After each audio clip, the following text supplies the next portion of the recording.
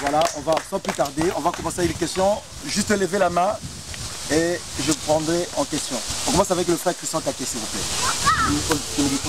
On commence avec le frère Christian Kaké, s'il vous plaît. Le micro, ça marche pas. Bon. Je me présente, je m'appelle Christian Kaké. Et au jour d'aujourd'hui, M. Andreas voulait vous présenter en tant que président de la République. Est-ce que vous savez que le pays, comme la RDC, c'est un grand pays. Et la tâche de ces pays, de responsabilités que vous voulez prendre, est-ce que vous savez que ce sont des responsabilités qu'il ne faut pas prendre à la légère? Et des deux, qu'est-ce que vous nous garantissez? Au jour d'aujourd'hui, Andreas, vous êtes président de la République. Qu'est-ce que vous garantissez à cette population, à cette jeunesse congolaise? Vous avez évoqué l'éducation. Moi, je dirais même pas l'éducation, moi je dirais la rééducation. Parce que cette jeunesse ou cette population a besoin d'une rééducation. Ça, c'est, vous venez de parler de la rééducation. Et qu'est-ce que vous attendez faire par rapport à cette distraction dans notre pays qui est la musique congolaise, qui distrait le pays, qui distrait le Congolais? Et des deux, qu'est-ce que vous garantissez exactement?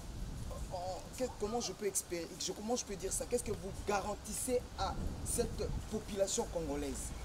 Une garantie, qu'est-ce que vous attendez faire de ce pays exactement? En un mot, si vous pouvez nous dire ça. Merci. Merci beaucoup, monsieur Christian Kaké. Tout à l'heure, j'ai dit que, étant que moi président, j'ai dit je n'ai pas choisi d'être congolais. Aujourd'hui, j'ai la même souffrance que ceux qui sont à Kinshasa comme ici. J'ai souffert dans ma vie comme tout le monde. Je connais les difficultés des Congolais. J'ai parlé des familles. Je pense sécuriser la famille congolaise. C'est très important. Parce que aujourd'hui, vous avez des enfants en tant que papa.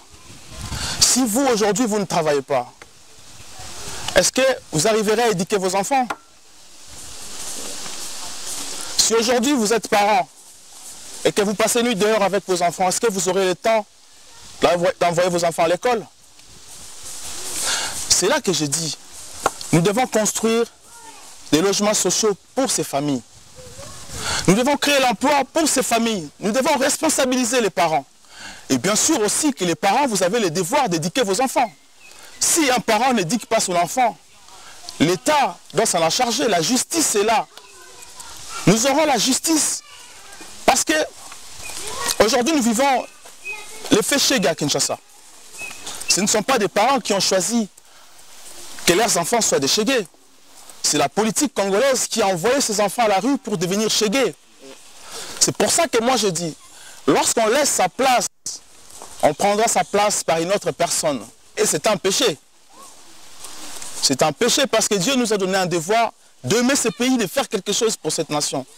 C'est là que moi je dis, dans mon programme, je dis ceci. Les Congolais de 3 à 20 ans iront et obligatoirement.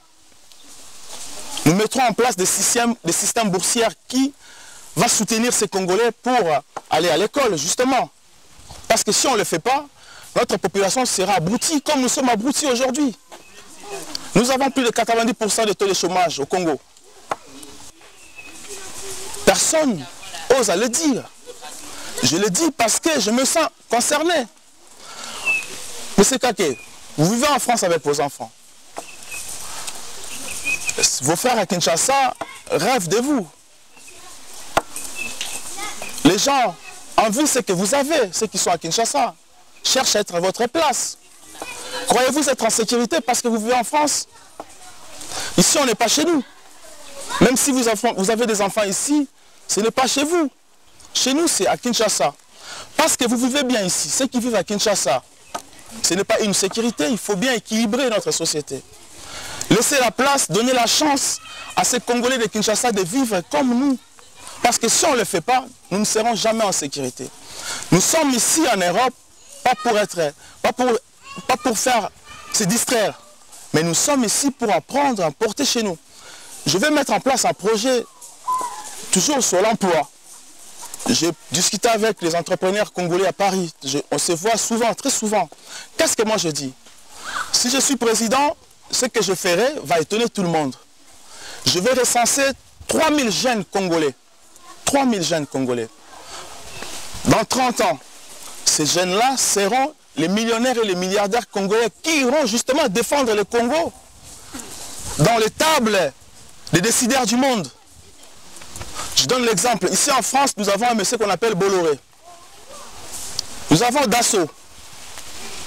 Nous avons Bettencourt. Est-ce que vous savez comment ces gens ont trouvé l'argent qu'ils ont? C'est la France qui faisait de ces gens des riches pour défendre la France.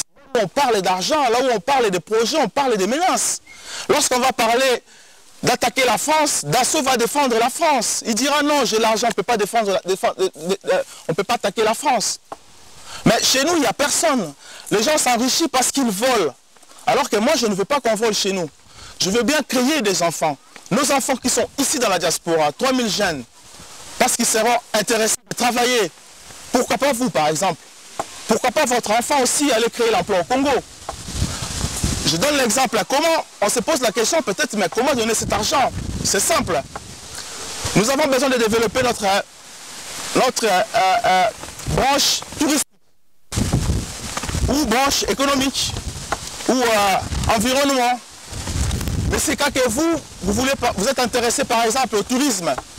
L'État congolais met en place un budget dans 50 ans, 50 milliards. Ou dans 30 ans, 50 milliards, parce que je suis basé sur 30 ans. On met 50 milliards pour 3000 jeunes Congolais qui vont vendre le Congo au niveau international. Apporter l'emploi des Français au Congo. Vous arrivez en France parce que vous avez le devoir de développer ce secteur touristique. Mais vous avez la paye de 100 000 $ par mois. Les 100 000 $ par mois que vous avez des primes qui vous font vivre mensuellement. Mais si vous économisez vos 100 000, vous aurez des millions. C'est qu'a fait la Chine aujourd'hui, l'Éthiopie, il y a des millionnaires. Pourquoi on ne le fait pas chez nous? Cet argent vous permet, vous, les milliards que nous mettons en place dans cette caisse pour que vous nous rapportez de l'emploi, d'aller le proposer au monde extérieur. Je suis millionnaire congolais. Je m'appelle Christian Kaké. Je veux que la France, le système touristique français, puisse s'investir chez nous, former aussi les Congolais, en fait, que le Congo soit une grande nation touristique au monde.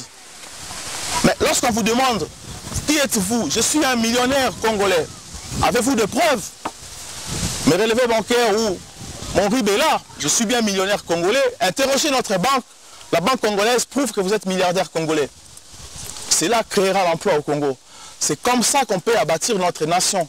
C'est comme ça qu'on peut défendre notre pays. Si nous ne le faisons pas, mon frère, nous risquons de perdre notre État dans 30 ans, 50 ans.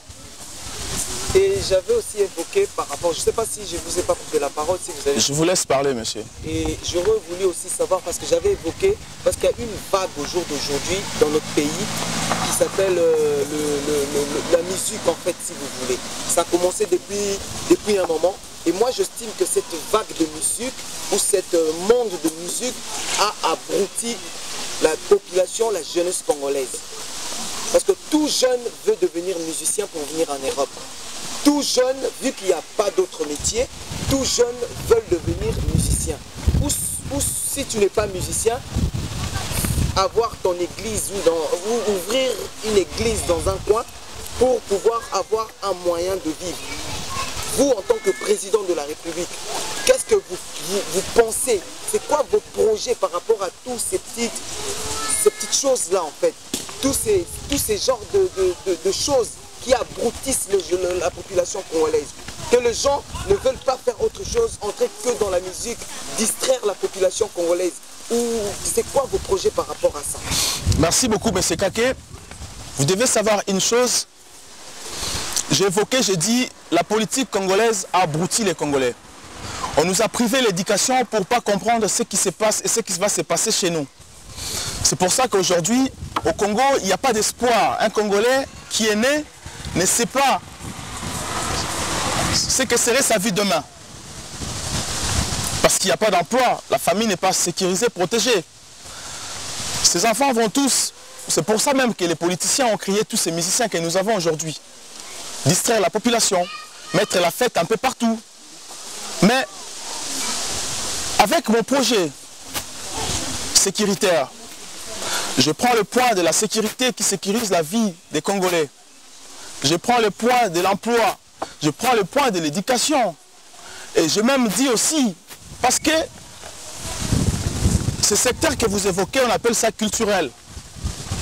Il faudrait bien mettre un budget en place pour aider ces Congolais, créer des écoles même pour ces artistes qui vont s'investir dans la musique, mais pas en désordre.